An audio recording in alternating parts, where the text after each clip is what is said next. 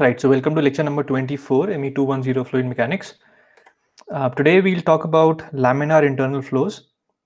So till now we've been talking about some basic energy ideas in internal flows, and today we'll start with the actual derivation from the theoretical ideas of the relationship between delta P, which is the pressure drop across a given length of the pipe, and the volume flow rate and a certain other parameters as well. Okay, so this, as I discussed earlier, is the main aim of this study of internal flows, to relate the pressure drop across a given length of the pipe with the volume flow rate.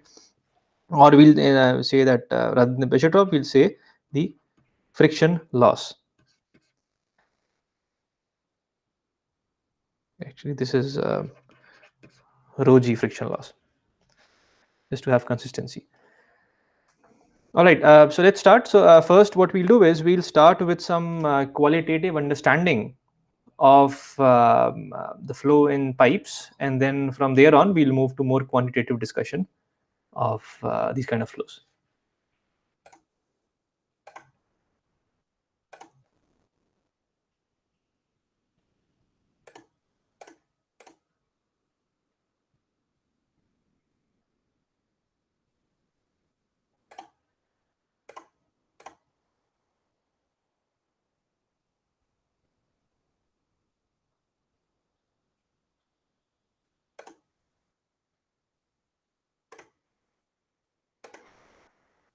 Right, so let's start with a picture of a pipe. So let's say we have a pipe as in here, and the flow is that is going to enter is a uniform flow. So before entering the pipe, the flow is uniform with a uniform velocity, uniform x velocity of u. So as soon as the flow encounters the pipe, when it enters the pipe, what we see is boundary layers develop. Okay, so as we have discussed in the past, that inside the boundary layer the viscous effects are significant, and outside the boundary layer the viscous effects are non-significant. So what we have is, for example, at let's say this particular length, the flow velocity outside this boundary layer is going to be uniform, because it has still not encountered the viscous effects because of the presence of the pipe walls, whereas inside the boundary layer the flow at the wall is 0, and just at the edge of the boundary layer it's 99% of u. So we see that there is a flow profile that develops. And similarly we have for the upper wall. Actually this is a circular cross section, so we'll have these layers developing at all the walls, and after some distance they will meet. So they're symmetric, right? And as the flow proceeds from left to right, well, for this cross section let me clearly mention that the flow is uniform in the region that is between the developing boundary layers. Okay, and as the flow proceeds further, the boundary layers will meet at this point, and beyond this point the flow is completely in the viscous regime. That is, the effect of boundaries has permeated throughout the pipe. So beyond the point where the boundary layers meet, you'll see that the flow is experiencing the effect of the walls throughout the cross section. Let's draw one more cross section at the beginning, very close to the beginning.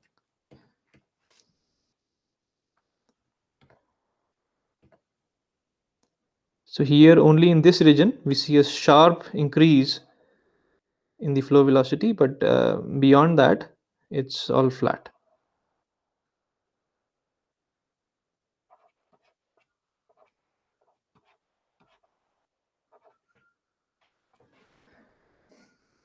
Right.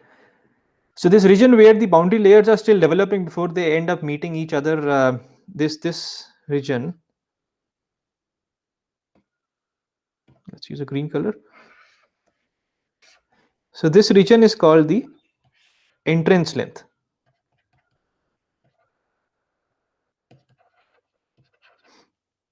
we use the symbol L subscript E for that. Okay, so this is the developing region or the entrance region, and beyond the entrance length or the entrance region, we have the fully developed region.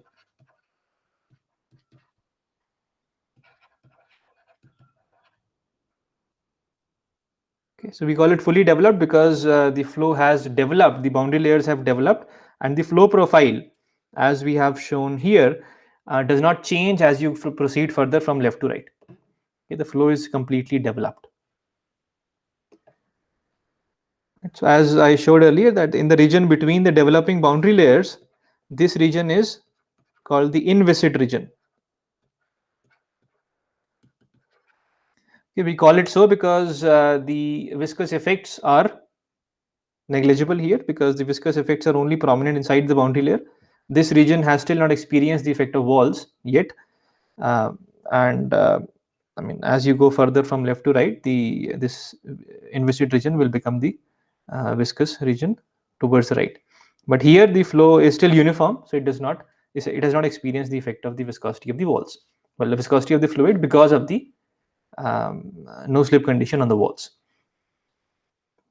Okay, and this region is called the boundary layer region. I'll denote by BL region.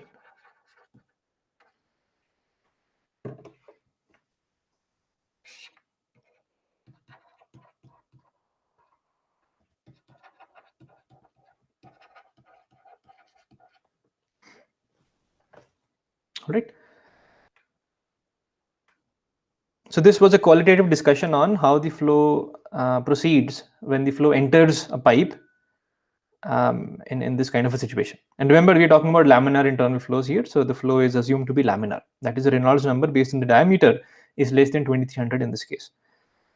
Right. So remember, if we have an incompressible fluid, water for example, I'll just say if the flow is incompressible. So as we talked earlier, that the flow is considered incompressible if the Mach number is less than around 0.3. So even if you're talking about air, which is compressible, but in those situations where the Mach number is less than 0.3, you can still assume it to be incompressible for all practical purposes. So if the flow is incompressible, then what you'll see is that from left to right, the volume flow rate will be the same across any cross section.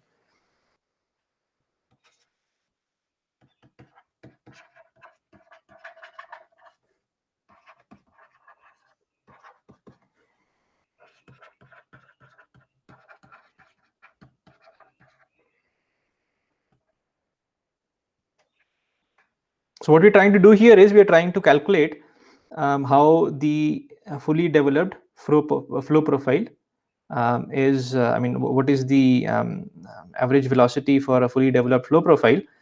In fact, I asked you to do it in the previous lecture. But what we see is, as you can see, that the flow that was entering was uniform. Okay, so what that means is the flow just before it touched the left walls of the pipe, the flow was all uniform. But after the flow becomes fully developed beyond the point where the boundary layers merge, the flow profile becomes parabolic. So for the volume, for the flow rate Q to be the same at both the cross section where the flow entered and the cross section, at any cross section beyond the fully developed region starting, the volume flow rate has to be the same. So for that, what we see is that the flow has to accelerate in the central region because the flow is slowing down, it's coming to a stop near the boundaries. Okay.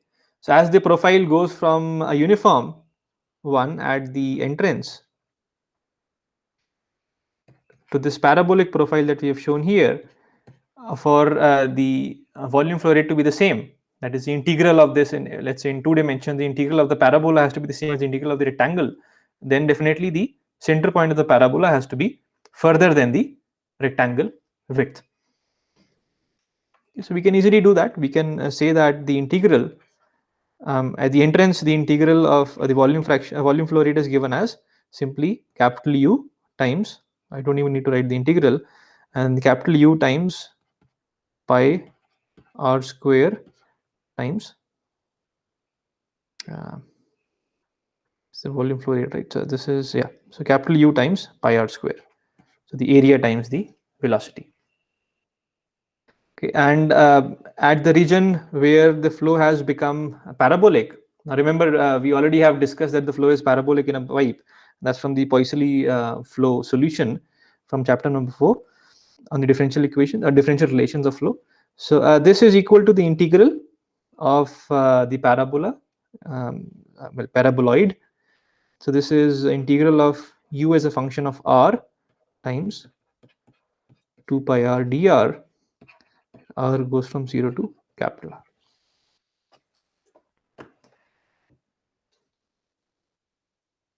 Okay, and this u as a function of r is actually it's just parabolic. So I'll just mention that there. So this is equal to u max times 1 minus r square by capital R square times 2 pi r dr. Okay, so we have to equate this to this. Okay, so it's just quite straightforward to do that. I'll not do it here, but when you do it, when you equate this part to this part, so what you'll end up getting is that this u max is twice of the uniform velocity u that you had when the flow just entered the pipe. Okay, so this is the relation that we get. So I can simply write here that the central core accelerates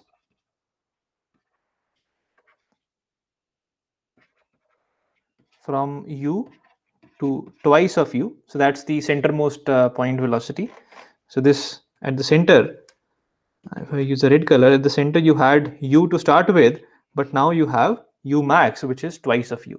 So the center core has accelerated as it went from, you can think of a hypothetical particle which was moving at u, now it is at 2u. So it must be accelerating in the entrance length region.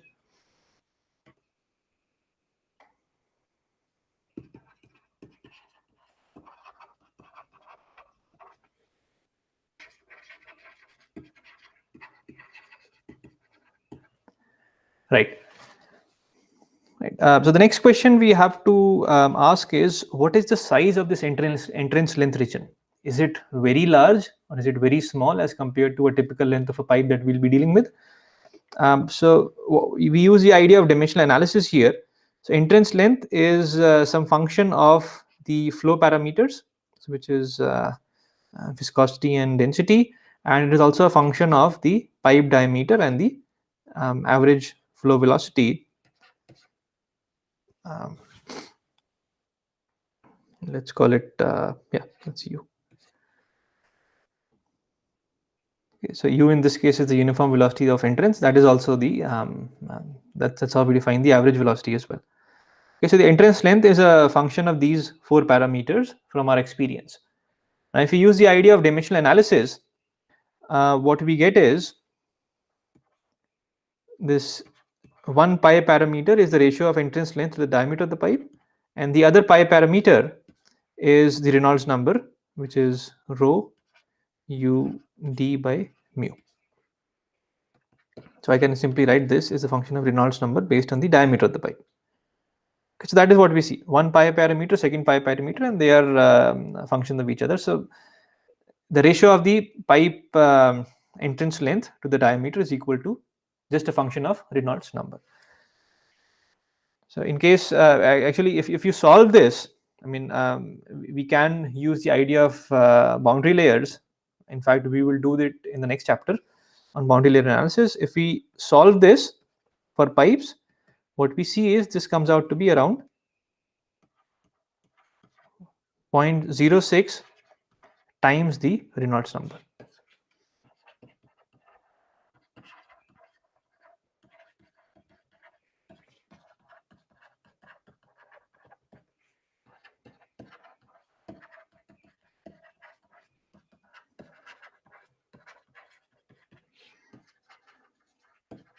So we will actually find out this this expression in the next chapter. Right. So for now we can just write this. So what we see is for laminar flows in pipes, this ratio of LE to D is equal to 0.06 times the Reynolds number. And the max Reynolds number for a laminar situation will be the critical Reynolds number, which is around 2300.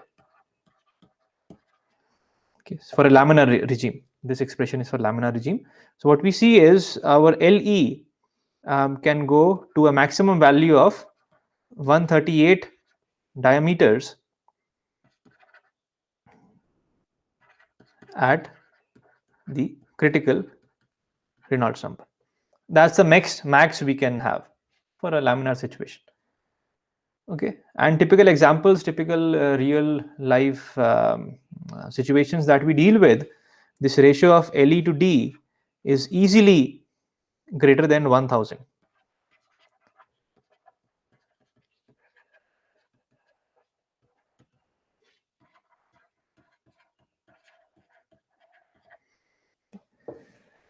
So if that is the case, then what we see is that most of the pipe is in the fully developed region. It's only a very short ratio or a very short part of the pipe which is in the developing region.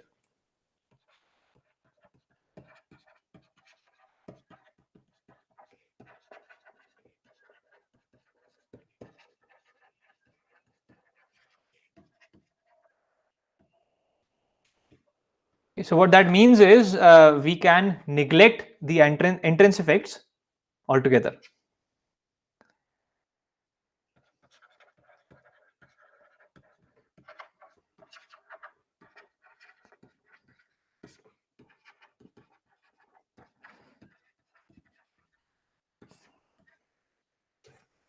And this is quite important, because what we are saying is that although there is a region in the pipe where the flow is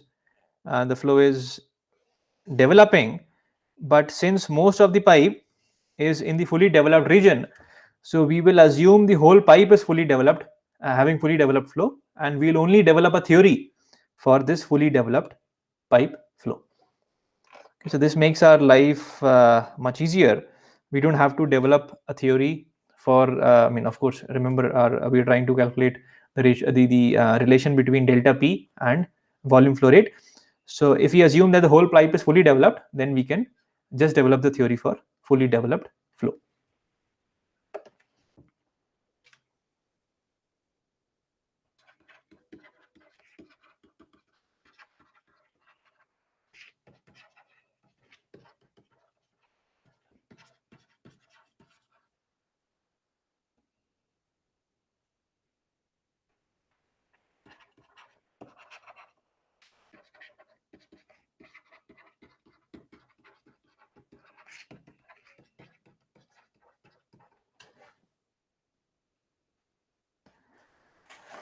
Right, so that gives us a direction. So what we have to do is, I already have told you, but this as some function of Q, and we'll have other parameters as well. We'll have mu, we'll have rho, we'll have the area average velocity, the volume flow rate. Well, let's just keep Q. We'll have the Reynolds number. We'll have some roughness parameter as well, as we discussed earlier. I mean, you need the roughness of the pipe will have some effects, as we'll see later, and we'll also have some parameter depicting the shape of the pipe. Okay, so that is exactly what we want to find. So I'll keep reminding you, and that is the main aim of this work. Sometimes we get confused and we get lost as to what we are trying to do in a given situation. Right, so what approach will we use? We have learned about integral analysis, so let's use that approach. So what we do is we take a given length of the pipe and we assume a control volume,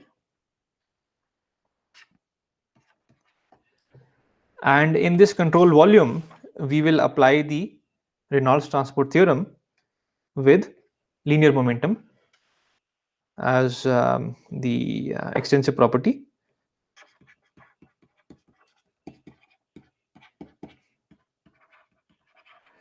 So we'll say with beta equal to velocity. So that's the linear momentum. principle that we are applying for integral relations. So as we know that the equation that we'll get is going to be a vector equation, we just take the x component of that. So if you remember, this dB by dt was equal to integral, there was a transient term, and then you had the steady state, you had the area term, integral over the control surface rho beta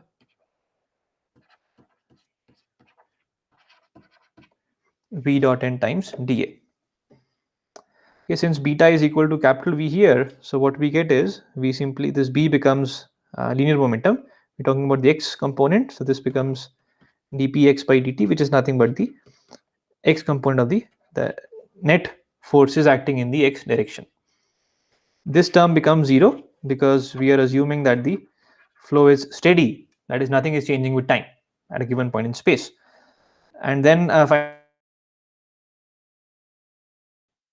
here we have simply taken the x component, and this v dot n simply becomes equal to u. Okay. Well, I should keep it v dot n because I still haven't specified what areas we're talking about. So in the next step, I'll write that. So the net forces acting in the x direction is equal to integral, and now let's mark areas. So in for the control volume for areas 3 and 4. Now remember, I always keep drawing things in 2 dimensions, but this is actually in 3 dimensions. But you should get a hang of that. So in this in this control volume, this is actually a control volume which is laterally along the pipe surface. So for this, I mean, I shouldn't say 3 and 4, it's actually just one volume which encompasses the control full lateral surface. So for number 3, our v dot n will be 0 because we're talking about the flow happening in the x direction, whereas n is perpendicular to that.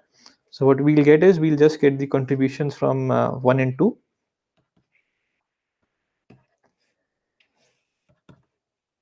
And if I simplify that,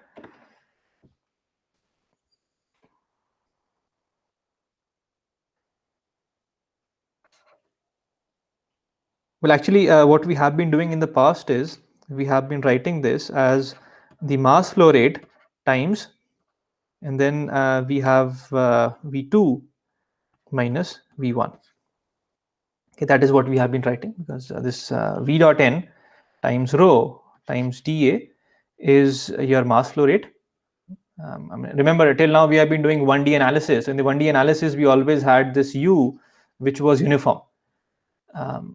We did this analysis for a uniform velocity distribution, just like in the Bernoulli's equation. So we simply used to write the integral as m dot v2 minus m dot v1. So we got this. And then the mass flow rate is the same, we know, at 1 and 2, but the velocity profile is not uniform.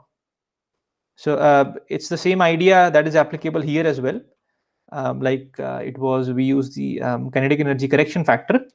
We actually use a momentum correction factor here. I'll just mention that. So we write the integral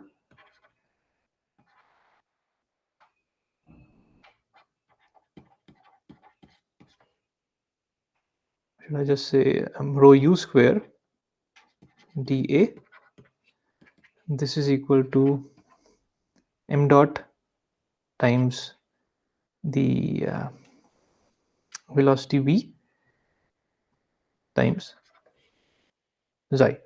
Okay, so xi is your momentum correction factor. Okay, so this can also be written as, now mass flow rate, well, m dot is density times the volume flow rate, which is equal to area times velocity. So we get this relation, and from this we can get the definition of xi as this rho gets cancelled, so we get integral over the area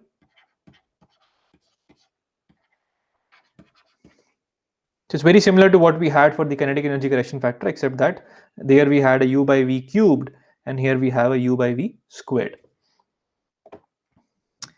Okay, so if the flow was uniform, that is u was equal to v, in that case we get a psi of, sorry, there's a 1 by a as well. So for uniform flow we get a psi of 1. So this was applicable, but for a flow which is parabolic, which is the case for this laminar flow, psi becomes equal to 4 by 3.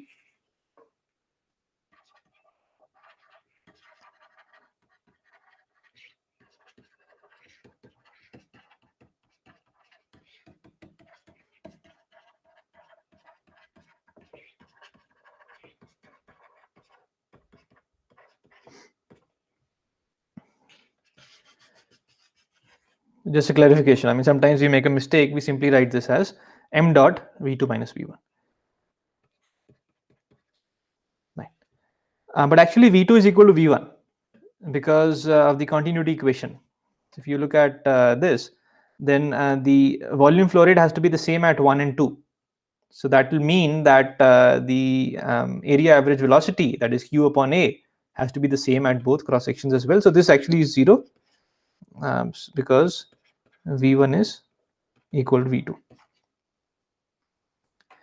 So what have we got? So from this analysis, what we have seen is the net force acting in the x direction on the control volume is 0. Sorry, on the system control surface is 0. And the net force acting in the x direction, let's find that out. So this is going to have contribution from surface forces and body forces. So if I look at this system, then we're talking about x direction forces. So one force comes from the pressure at 1 and 2, because the pressure at 3 will apply a force in the y direction or the r direction. So the x direction force, so we have P1, sorry, P1 times pi r square, that's in the positive direction, and then we have P2 times pi r square in the negative direction. So that's one surface force. Then so we'll just mention that.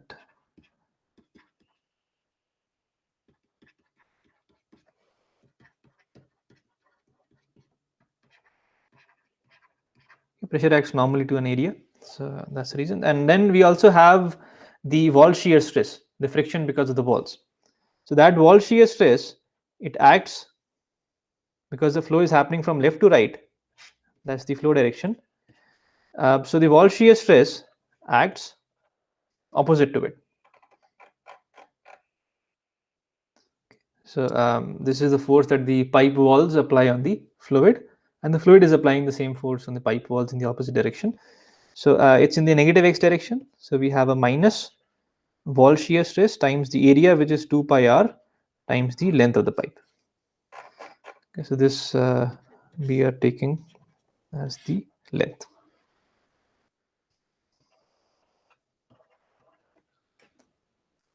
Right. Now the pipe is horizontal, but if the pipe was inclined, we'll also have a contribution from body forces. So these two are surface forces. Okay, they're acting on the surfaces, and a body force would have been the force of gravity. Okay, so that would have been mg. So the mass would have been density times the total volume, which is pi r square L, and then there will be a g. If the pipe was inclined, then only a part of it will act in the x direction, so we'll say some sine theta. If the pipe is horizontal, theta is 0, so this contribution becomes 0.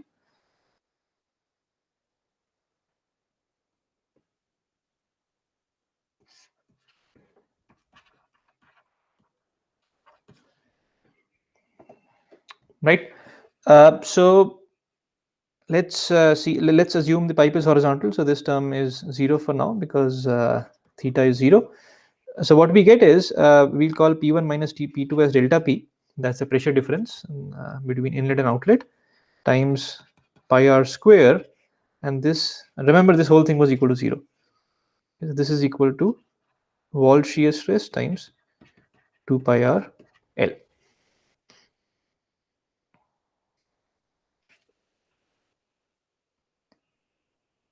Yeah.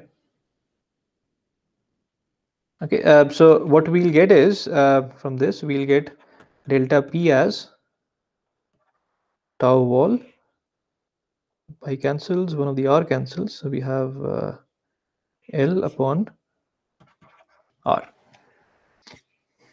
This is a 2 as well, sorry. So that's the pressure drop. Now if there was gravity, then you'll also have there'll also be plus delta z times rho g. Okay, so that sine theta is taken care of. So L sine theta becomes delta z. Right. Yeah. Okay, so that's what we'll have. Now if I divide both sides by rho g, so this becomes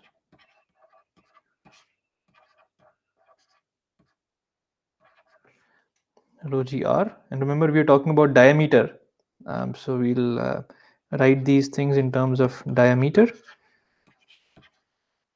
So this becomes rho g, and then r is d by 2, so this becomes 4. Okay, so that's our delta p by rho g. And remember, for horizontal pipes, delta p by rho g was equal to the friction loss. So we are getting there. So we have been able to write the friction loss as rho g d.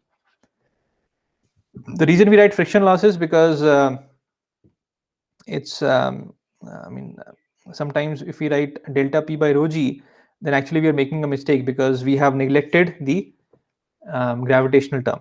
So rather than writing delta p by rho g plus delta z, it's easier to write simply the hf value as this. Okay. So the hf is equal to delta p by rho g plus delta z. So we can make that substitution later, or minus delta z, depending on of course if the pipe is flow is going up or down, right?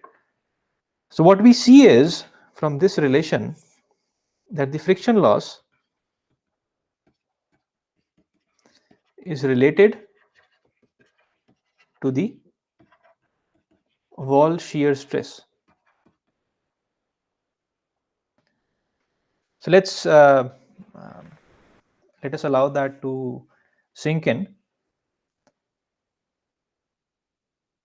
In the last lecture, I clearly mentioned that the work done by the wall shear stress is 0.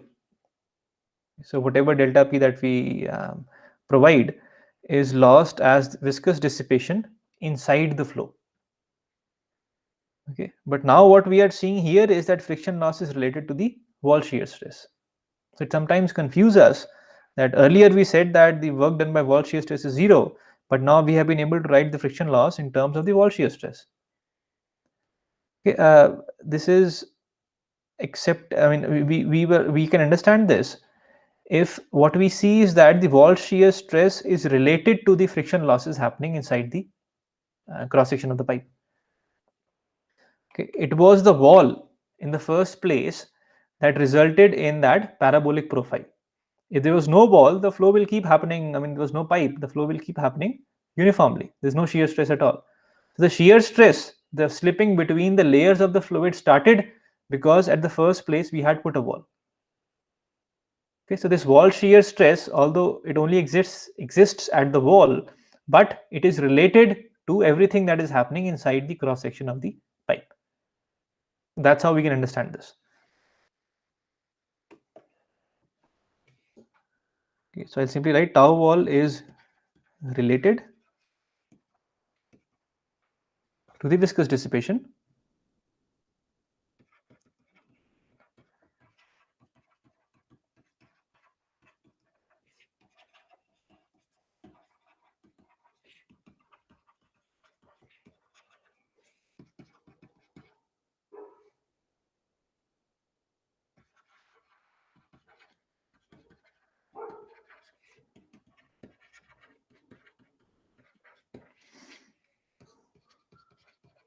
So we'll mark this as interesting. For the people who would want to conceptually question things, then they should be careful about these ideas. All right, so let's move on from here. So we still haven't been able to get the relation between HF and volume flow rate. We simply have found HF as a function of wall shear stress. But we are almost there, because remember, we already know what the flow profile is in a laminar flow inside a pipe. So the Poiseuille flow relation tells us that U is equal to U max times 1 minus R squared by R squared, or we can simply write this as 2 times U times 1 minus small r squared by capital R squared. So this is U as a function of radial coordinate. And remember, this capital U is the is equal to Q upon A. Right. And what is wall shear stress?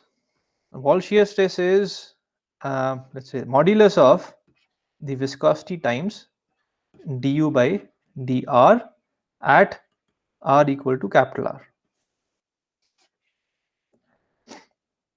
Okay, and that's how we define shear stress. Shear stress is the viscosity. That's how we define viscosity as the ratio of wall shear stress to du by dr.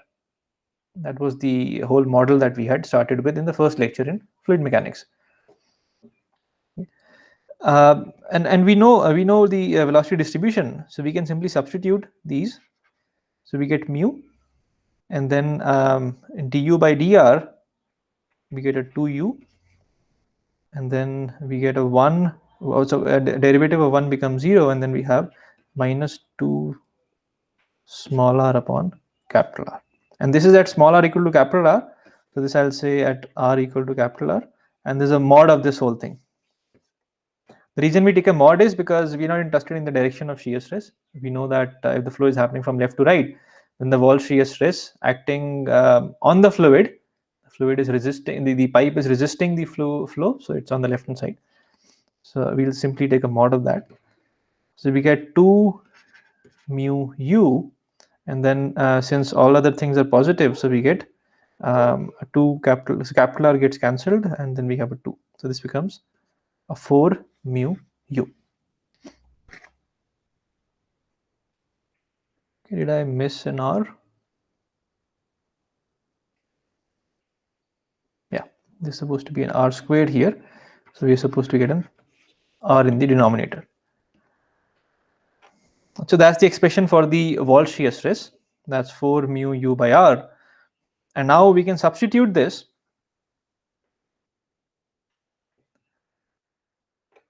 So this is 1.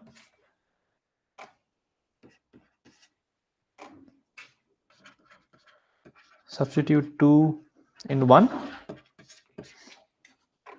So 1 was HF is 4 tau L by rho GD.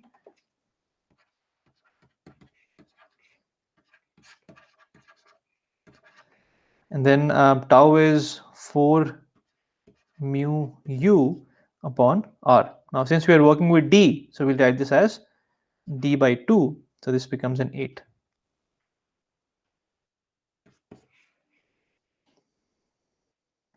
Okay, so we can simplify this. So 8 times 4 is 32. And then you have mu ul divided by rho g d squared.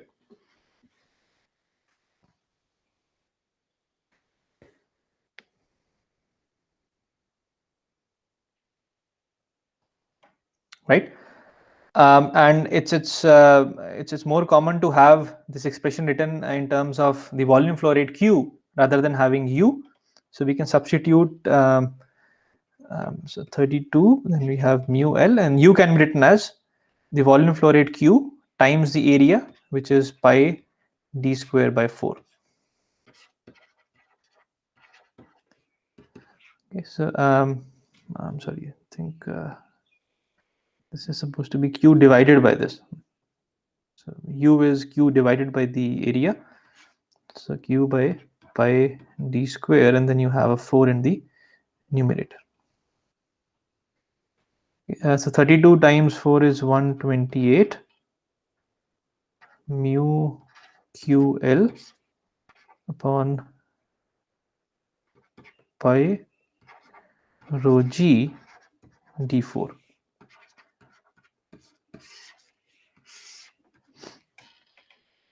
Right, so that is exactly the relation that we have been looking for. And now finally, for laminar flow in a circular cross-section pipe, we have been able to find the relation between the friction loss HF as a function of mu, the pipe viscosity, the fluid viscosity, fluid density rho, the volume flow rate Q, the length of the pipe L, the diameter of the pipe D, and of course G, the acceleration due to gravity. So we have been able to find the relation between HF and primarily Q for laminar flow in circular cross-section pipes. And remember, the solution for the pipe, the pipe flow situation is called the Poiseuille flow, and the person who worked in developing this relation is was a scientist called Hagen. So this expression, let's just clean this a bit. Yeah. So this expression is called the Hagen-Poiseuille flow equation. It's in fact one of the most important equations in fluid mechanics, the Hagen-Poiseuille flow relation that relates the friction loss in a pipe to the volume flow rate and other flow and geometry parameters. Right. So that's pretty much what the aim of the lecture today was, and we have been able to achieve that aim now. So let's get an understanding. I mean, let's see if it is intuitive. So let's see how the friction losses in a pipe vary with the length. So it's from the relation, it is proportional to the length. So if I increase my pipe length, I'll have more losses happening in the pipe, which is intuitive. I mean, if you have more pipe, then there'll be more losses. If you have a longer pipe, there'll be more losses. HF is also proportional to Q. So if you have a fluid which has higher flow rate, then you'll have more losses. Increase the flow rate, you'll expect more losses happening in the pipe. It's proportional to viscosity. That is again intuitive. I mean, you have a more viscous fluid, you'll have more losses. It's inversely proportional to the diameter to the power 4. So that means if you have a thinner pipe, you'll expect more losses. Again, it's in a certain way intuitive, because if you have a very thin pipe, then there'll be more viscous effects in the sense of the fluid is it's very close to the walls. So it's highly viscous. The effect of walls is visible much more prominently as compared to if the pipe was a larger cross section, where the effect of viscosity away from the pipe gets milder. Okay, so this is an intuitive understanding of this Hagen-Poiseuille flow equation. Let's apply this to a problem. Let's solve a problem quickly. This is an example from the book, number 6.3. So this example says you have flow of an oil happening in a pipe. So the oil density is 900 kg per meter cube, so close to the water density, and the kinematic viscosity of the oil is given, which is 0.0002 meters squares per second, and the flow is happening in a pipe which is inclined with respect to the horizontal. So this is one of those situations where the pipe is inclined. Okay. The pipe diameter is 6 centimeter. Okay, it's not a very thick pipe. It's only around 6 centimeters. Then the pressure at sections 1 and 2 is given. So we have a certain length of the pipe you're talking about. This is a 10-meter length of the pipe. So we're only considering this 10-meter length. And the pressure at section number 1 is given as 350 kilopascals. And pressure at section number 2 is given as 250 kilopascal. So you can think of this as you had actually pressure taps here, and you were able to measure the pressure at sections 1 and 2. So this is the pressure that you have measured by putting those taps in the pipe. The incline that you have in this case is 40 degrees, and the flow is happening from bottom to Okay, I've drawn a uniform. The arrows seem to show it as uniform, but it's actually a parabolic profile as it's laminar flow. Okay, so this is given to us that it's a steady flow, that is things are not changing with time, it's a steady, and it is laminar flow. So that is what is given to us. Now what we have to find is A, we have to verify that the flow happens from bottom to top.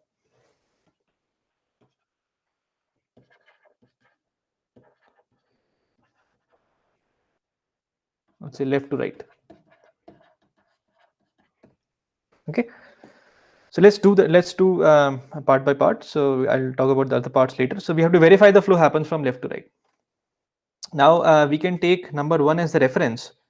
So what we see is, in this case, my delta P by rho G is going to equal my delta Z plus friction losses. Okay, that's the application of the modified Bernoulli's equation.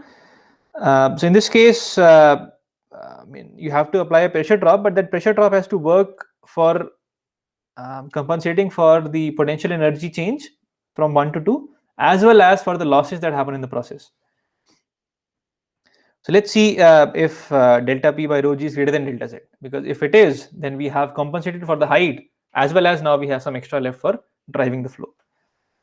So if we put the numbers, we know delta P, we know the P1 and P2 values, we know rho and G, and we also know delta Z, because delta Z in this case is simply 10 times sine 40 degrees. Okay, so if I put the numbers, then what we'll see is left hand side will become 39.65 meters and delta Z becomes 34.75 meters. Then you have HF. So we can clearly see that this delta P by rho G is definitely greater than delta Z. That means it's able to overcome the potential difference change or potential change. So that means the flow will happen from left to right. If for some reason the pressure drop available was less than delta Z, then the flow will not happen. In fact, the flow will start happening from right to left. Right. So that solves the first part.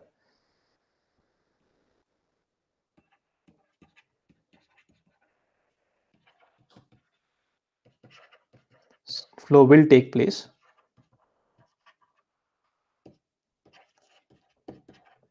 from left to right. So part number B is asking us to compute HF.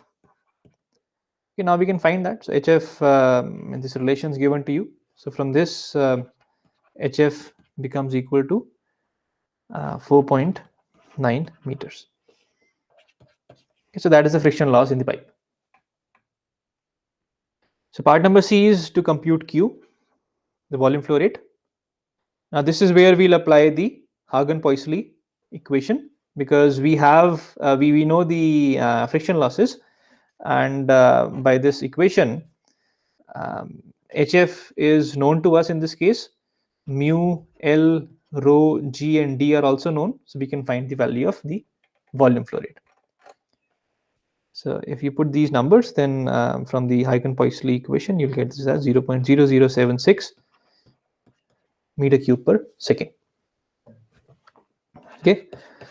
Next is to find um, uh, the area average velocity U, so which is simply Q upon A, so that you can easily find.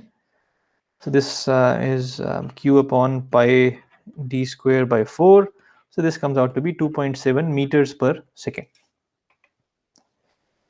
And finally, we have to find the Reynolds number based on the diameter, which is rho. Sorry, in this case, the kinematic viscosity is given to us, so we can simply find U d by nu. So we have found out d is known and nu is known. So when we put these numbers, we get 810. And you can see that this Reynolds number is actually less than 2300. So it was given to us that we can assume laminar flow, but this is correct.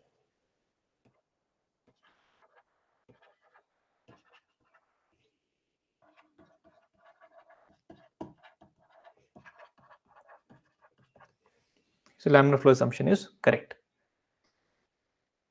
Right. So we will stop here. So in this lecture, we were very nicely able to develop the theoretically the ideas of relation between the friction losses and the volume flow rate for laminar flow in pipes. In the next lecture, we'll move on to turbulence. Okay, so theoretical ideas are now discussed. Now it's time for understanding how to find the relations between HF and Q for turbulent flows. So we'll start next lecture with some general ideas about turbulence, and then we'll slowly move on from there to application of turbulence to pipe flows. Okay, so we'll stop here now, and I'll see you in the next lecture. Thank you.